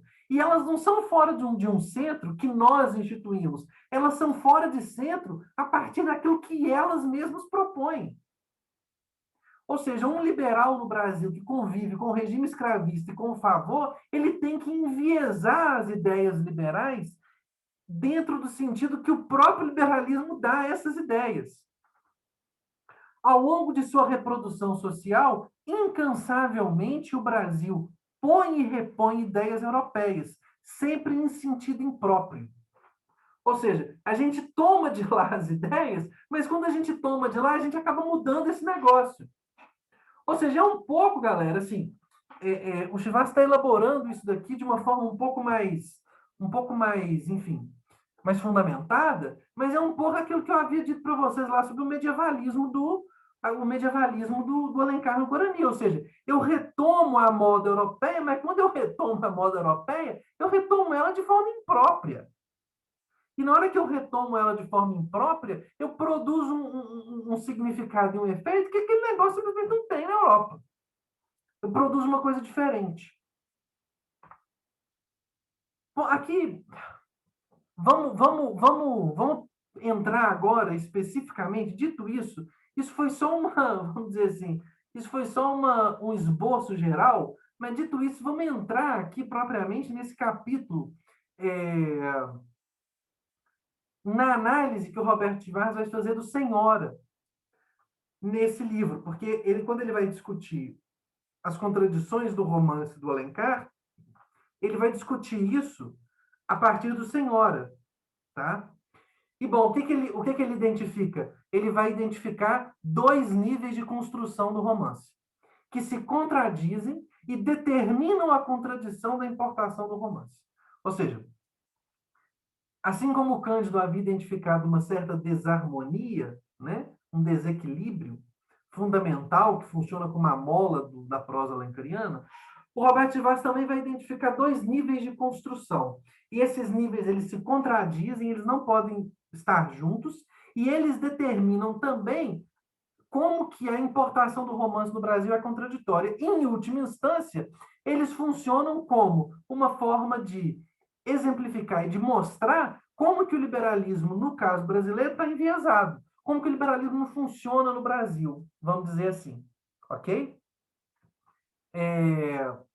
Porque quando a gente fala em romance, quando a gente fala em romance, da importação do romance, a gente está falando de uma forma do mundo burguês.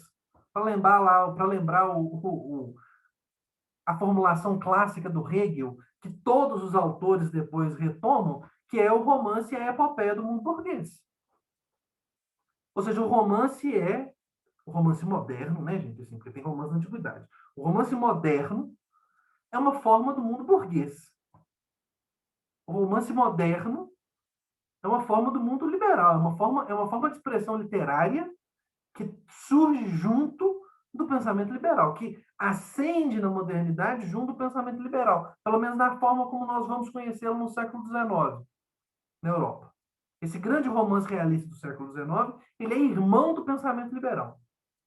E quando o Alencar está falando aqui de contradição da importação, ele está falando também da contradição da importação dessas ideias liberais. É disso que se trata aqui. Ok?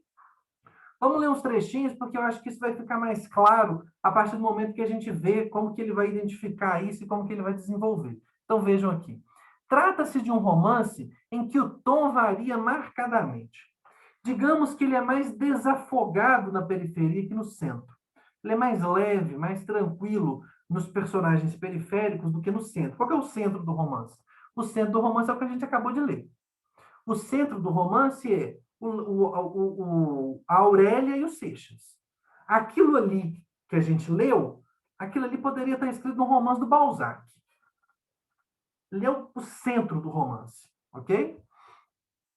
A periferia, que são os personagens periféricos que compõem aquele universo, são mais desafogados. Então, Lemos, que é o tio, né, que faz a transação, Pelintra e Interesseiro, tio da heroína, é gordinho como faz o chinês e tem ar de pipoca.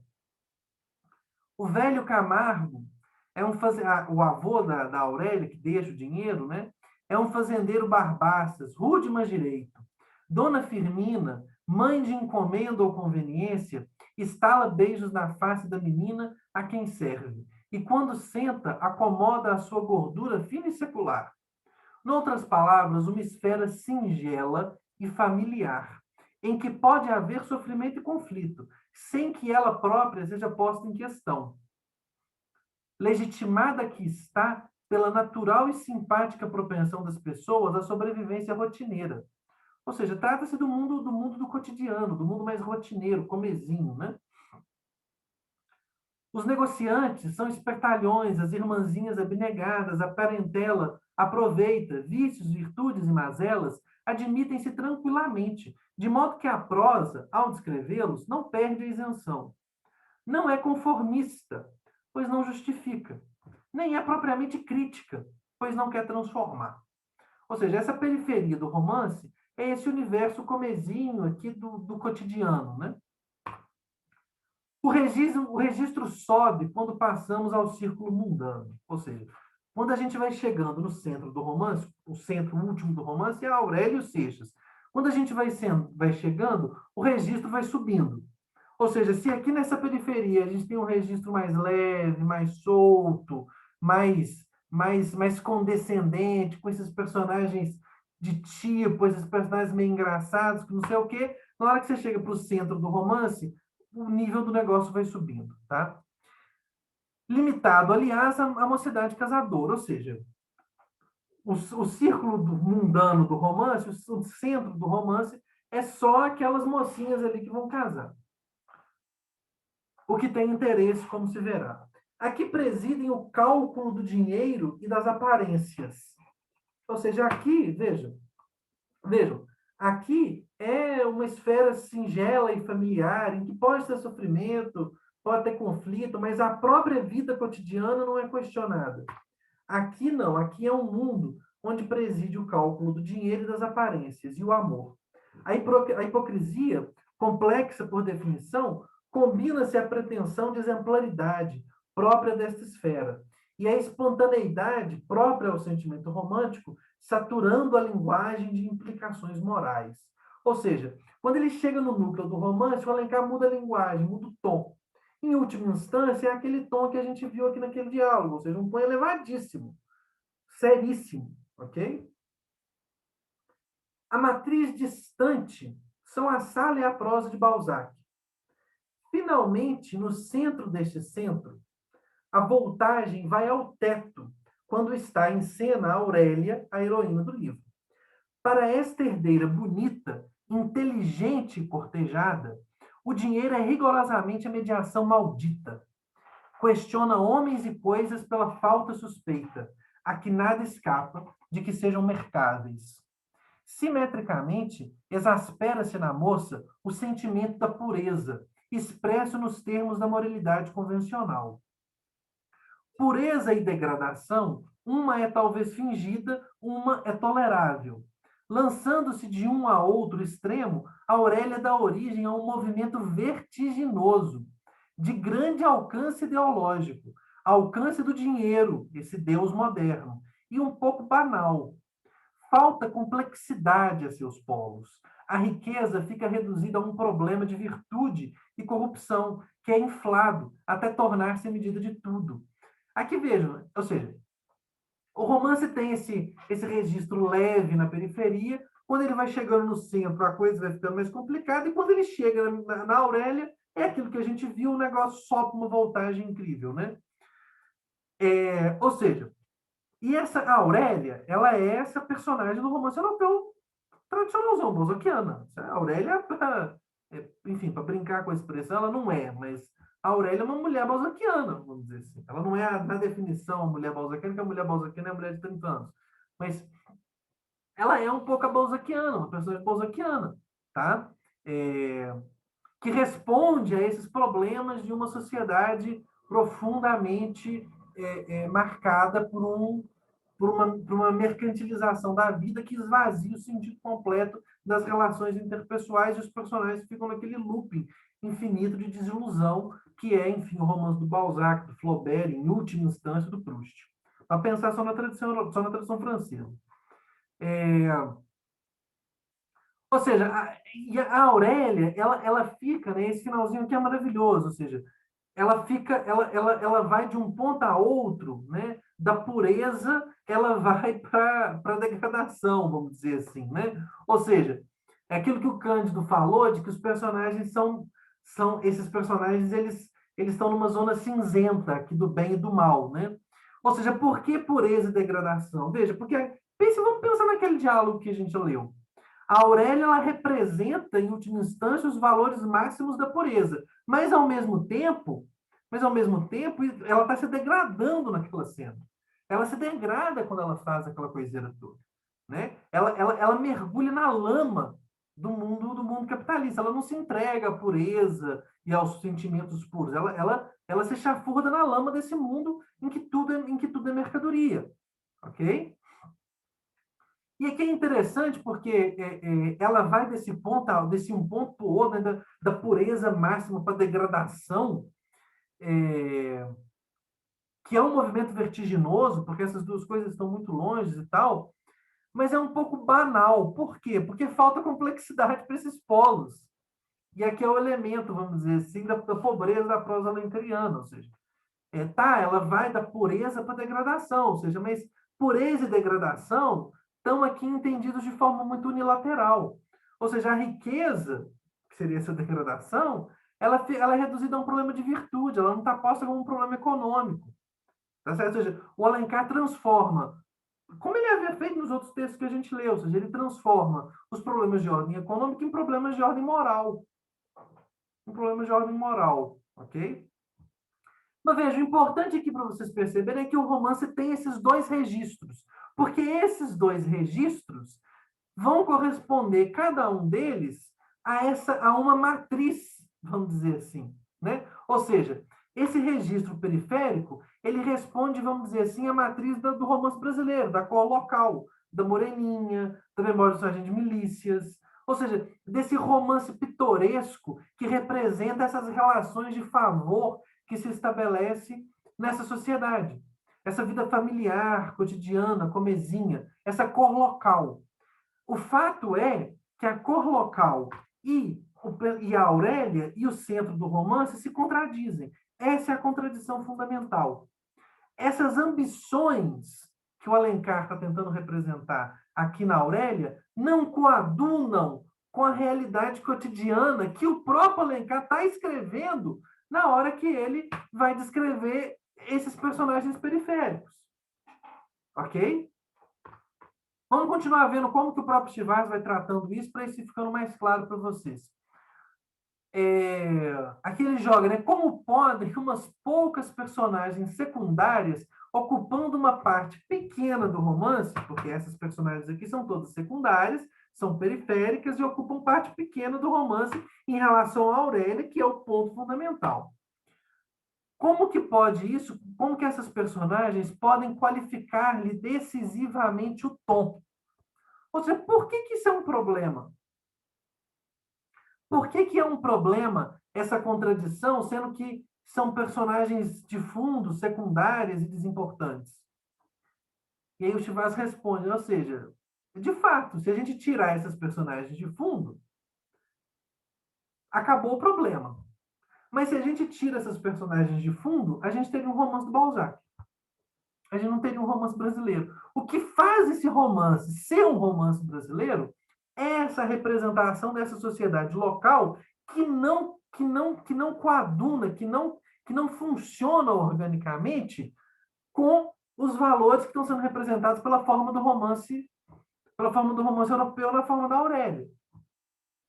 Importávamos um molde cujo efeito involuntário é de dar às ideias estatuto e horizonte, timbre, energia, crise. Ou seja, o pensamento liberal, pelo menos em sua vertente revolucionária, vamos dizer assim, ele é um pensamento que, né, o romance, ele leva as coisas às últimas consequências.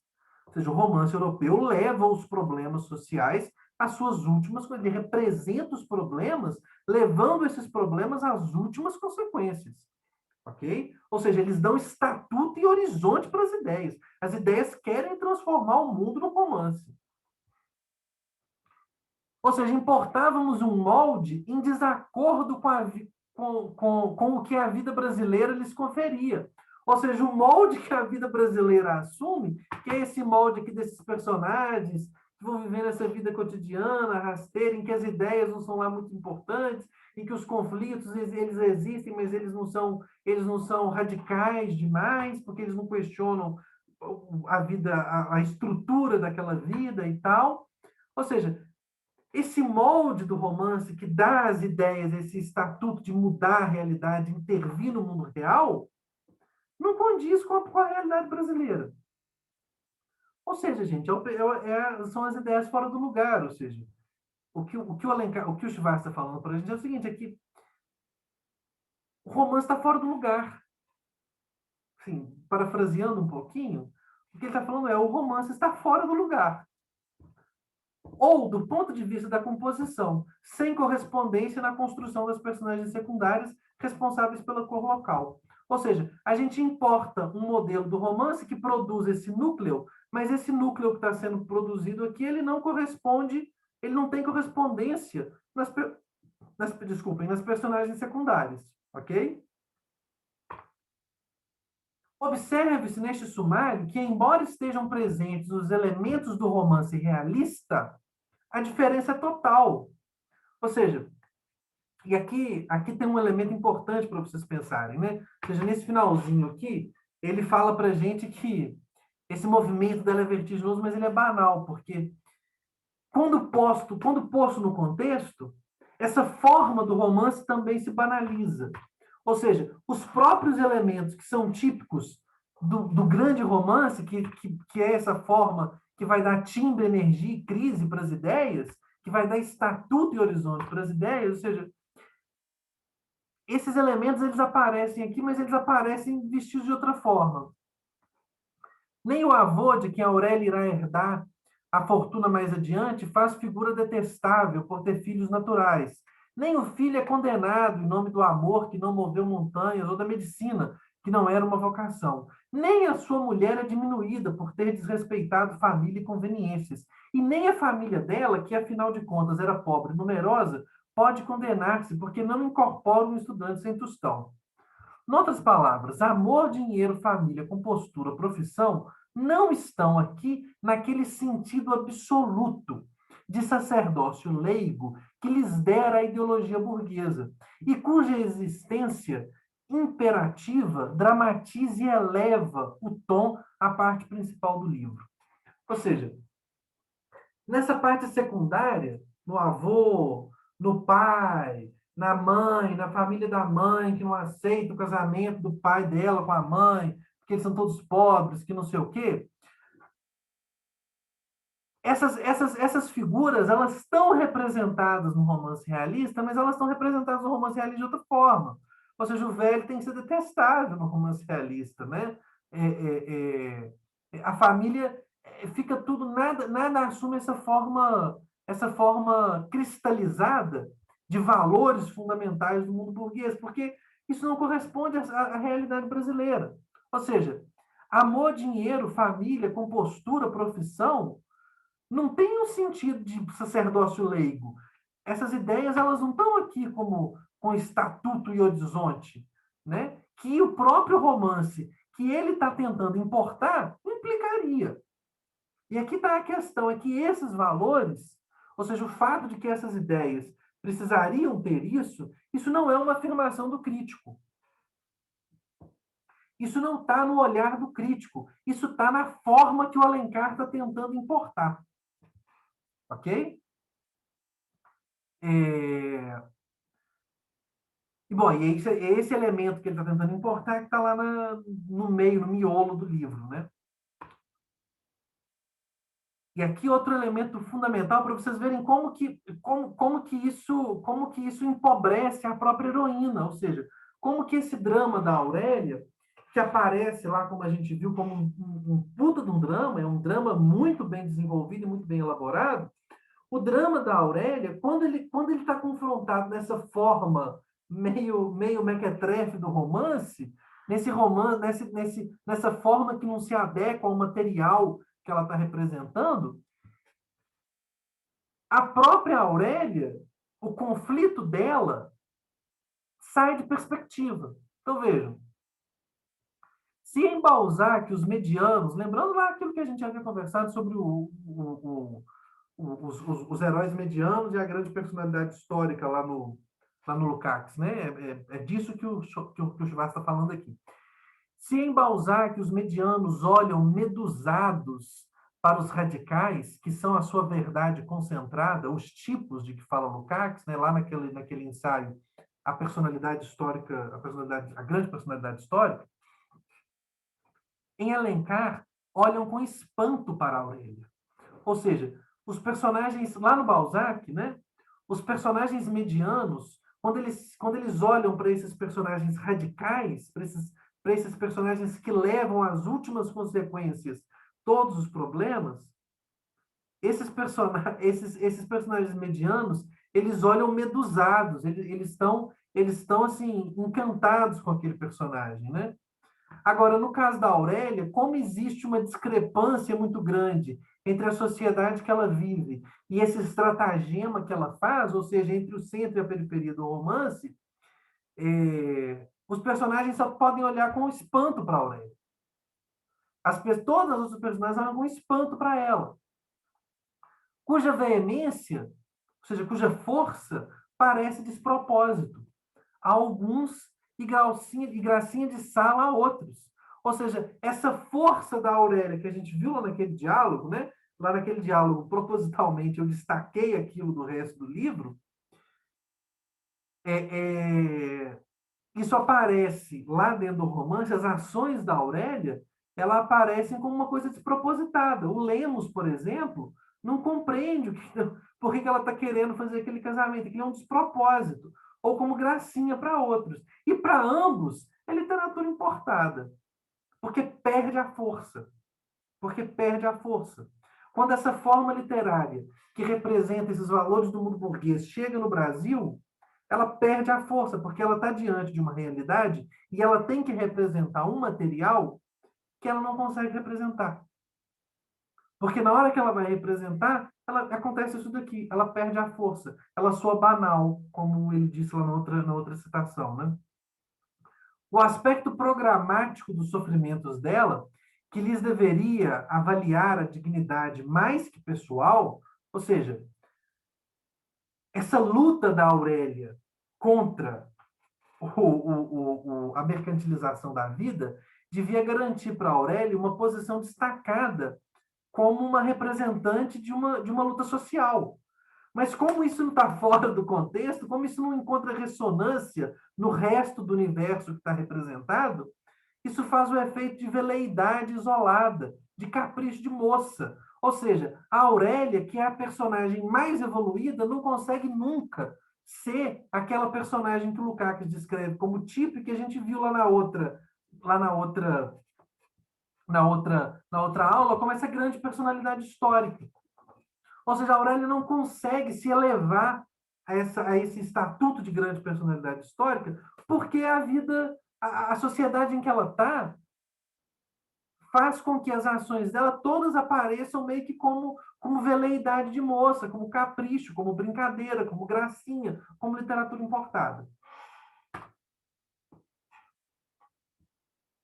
Note-se, portanto, o problema. Onde vimos um defeito de composição, e aqui ele está comentando como que o Alencar percebe isso, né? E o Alencar fala, ora, mas eu estou fazendo isso aqui porque o mundo é assim. Eu estou fazendo isso daqui porque a sociedade brasileira é assim. Ou seja, note-se, portanto, o problema. Onde vimos um defeito de composição, Alencar vê um acerto de imitação. Ou seja, o problema composicional para o Alencar não é problema dele, Alencar, é problema da sociedade brasileira. De fato, a fratura formal em que insistimos e que Alencar insistia em produzir, ou seja, o Alencar estava consciente disso, guiado pelo senso do tamanho fluminense, tem extraordinário valor mimético.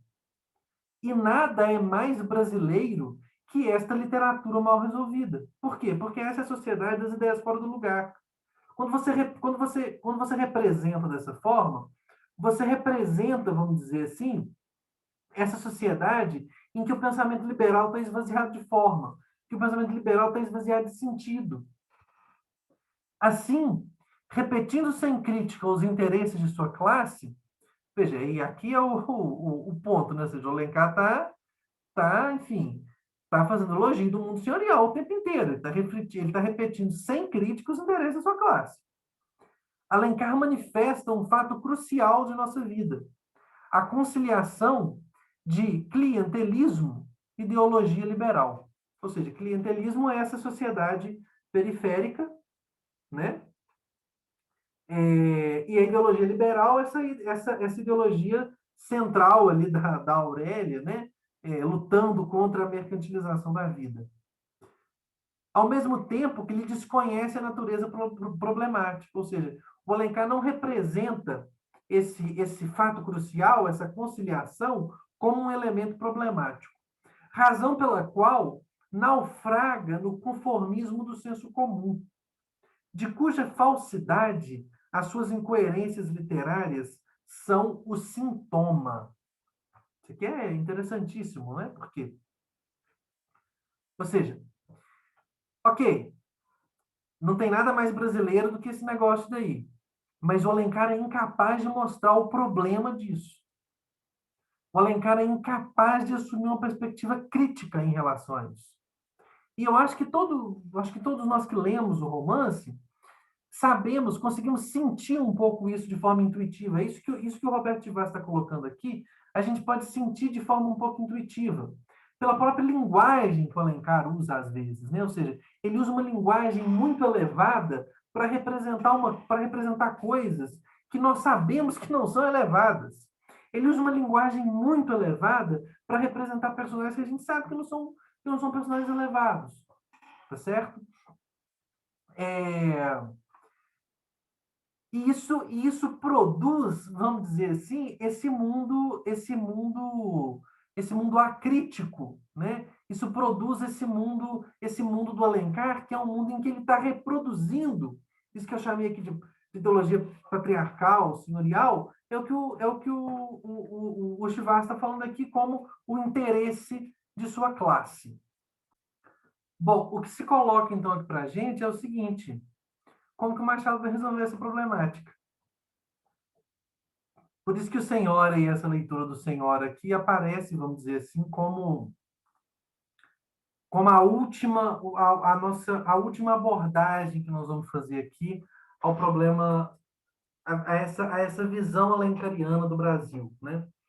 Eu queria terminar essa aula só retomando, assim, fazendo uma conclusão, vamos dizer assim, em relação ao Alencar de forma geral. Eu acho que o Alencar deu para vocês perceberem muito claramente como que, enfim, o Alencar está sendo tomado aqui como símbolo. É claro que o romantismo brasileiro é muito mais complexo do que isso, né? Por exemplo, Gonçalves Dias é um poeta em que muito dificilmente a gente poderia, a gente poderia encontrar um indianismo com o mesmo sentido que a gente tem no Alencar. É um poeta muito mais inconformado, o Gonçalves Dias, do que o Alencar vai ser um prosador. O Gonçalves Dias ele representa, vamos dizer assim, uma classe média é, é, alta em ascensão, né, do, do período regencial e depois do começo do segundo reinado, que o Alencar não representa. O Alencar é representante dos proprietários de fato, né? É, eu acho que ficou bem claro para a gente como que o Alencar ele representa de forma ingênua, no sentido de não distanciada, essa sociedade brasileira, né? E como que o Alencar ele cristaliza, vamos dizer assim, esses lugares comuns que nós temos sobre o Brasil, né? Ou seja, ele cristaliza os lugares comuns que a classe dominante brasileira entende que seja o Brasil. Não é à toa, por exemplo, que a prosa do Alencar tem uma sobrevivência gigantesca na forma de telenovela. Não é à toa. Se vocês ligarem, eu me referi em algumas aulas, isso aqui é como se fosse novela das 6. Talvez se vocês ligarem as novelas de época, vamos dizer assim, as novelas sobre a história do Brasil, vocês vão encontrar isso daqui. Vocês vão encontrar esses personagens como a Aurélia, que desenvolvem um conflito, mas esse conflito nunca pode ser desenvolvido, porque a modernidade, de fato, nunca pode ser alcançada nesse contexto, né? E aqui vem um elemento fundamental em relação ao que a gente estava conversando a partir do teatro do Alencar, que é o seguinte: o Alencar está sempre tentando conciliar, né? E aqui a gente está vendo no que dá a conciliação alencariana. A conciliação do Alencar produz não uma transformação desses personagens periféricos e da sociedade do valor, do favor, no sentido de uma sociedade capitalista moderna, vamos dizer assim, que no plano brasileiro é um progresso gigantesco. É o progresso do século XX. É o progresso do século XX. Não é isso que vai acontecer. O que vai acontecer é que esse mundo do favor, essa sociedade do favor, esse mundo patriarcal que está descrito lá no Guarani, enfim, o Peri o que é o Peri, gente? O Peri é um grande agregado do Antônio de Maris. É um grande agregado dele. O Peri está nesse universo do favor também, né? Ou seja, ali ele está, ao mesmo tempo que ele está enlouquecendo, que ele tá sublimando essas relações de escravidão, ele está sublimando também as relações do favor. Ele está sublimando essa sociabilidade brasileira básica e fundamental.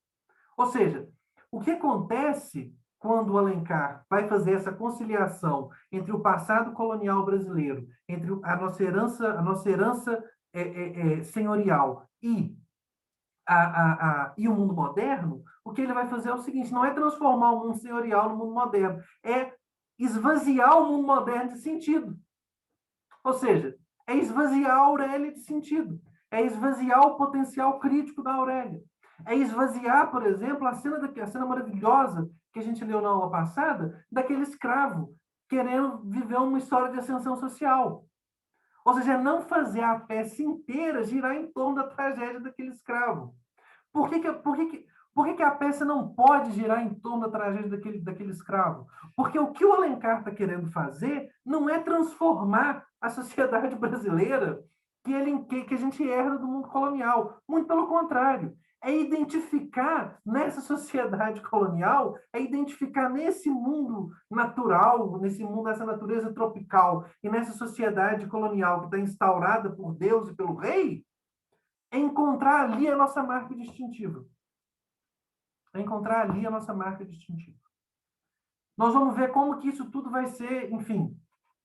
O Alencar é aqui um ponto zero para a gente ver como que essas coisas todas vão ser reelaboradas e retrabalhadas numa chave crítica, no Machado no Mário. Ok? Aqui a gente termina a nossa conversa sobre o Alencar.